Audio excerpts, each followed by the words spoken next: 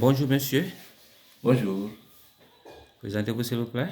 moi c'est Kamara Daouda, directeur général du groupe scolaire Baba Alpha Niagara pour l'année scolaire 2023-2024. Dites-nous vos projets pour le groupe scolaire Baba Fanyangara. Bon, euh, le projet pour Baba Alpha, c'est quelque chose qui n'est pas caché. Chaque fondateur, chaque directeur a une certaine directive, sauf si on veut faire une certaine innovation. Mais chaque année, nous passons d'abord par la formation des formateurs. C'est ce que nous sommes en train de faire présentement. Les enseignants sont en classe pour se faire former. Après, ils vont restituer cette formation aussi aux enfants. Donc, les mettre ici au même diapason que l'évolution ici de la connaissance, c'est l'un des aspects les plus importants. En plus de ça, pour cette école l'année-là, nous avons créé la terminale. Et vous savez, la terminale n'est pas une classe facile à gérer. Et surtout que ce soit ici le plafond, hein, le summum de tout le cycle primaire et secondaire. Alors, cet autre projet, c'est la création de cette classe de terminale, y faire venir des élèves, mais aussi des professeurs, les professeurs compétents qui ont de l'expérience. On a déjà fini avec le recrutement de ces professeurs. On les a déjà cooptés et j'en suis sûr qu'avec eux, ça peut aller. Parce que ce sont de très bons professeurs qui ont évolué dans de grandes écoles qu'on connaît. Et les élèves aussi, nous sommes en train de voir, parce qu'il n'y avait pas de terminale. Bien sûr, les élèves qui étaient là, justement, ils vont aller en terminale.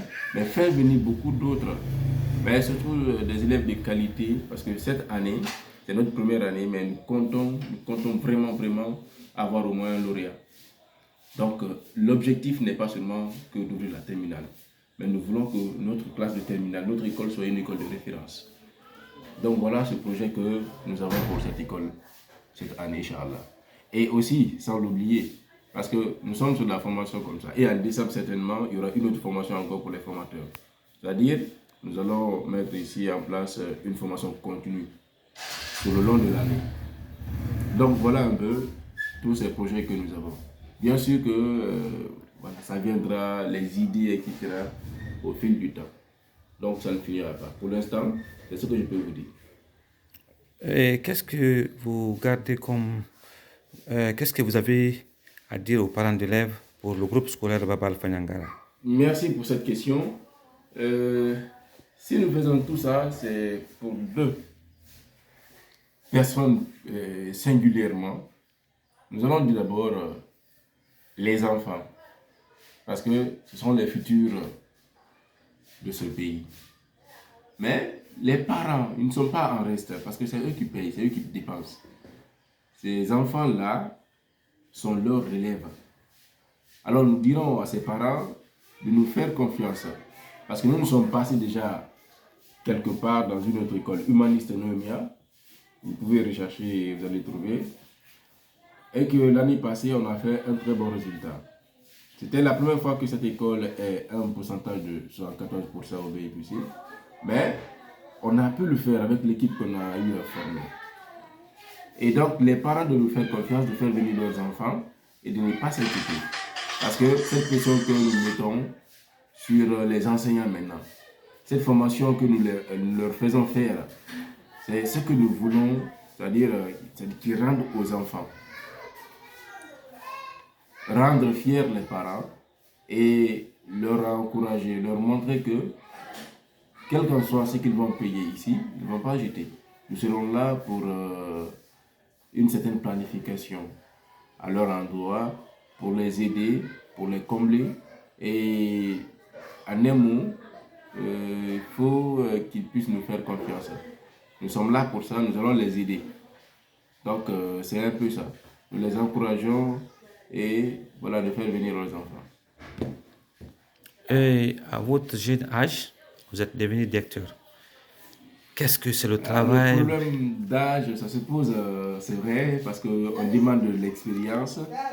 Mais comme le disait Pierre Corneille, aux âmes bien nées, la valeur n'attend pas le nombre des années. Alors, je suis avec quelqu'un qui m'a beaucoup appris.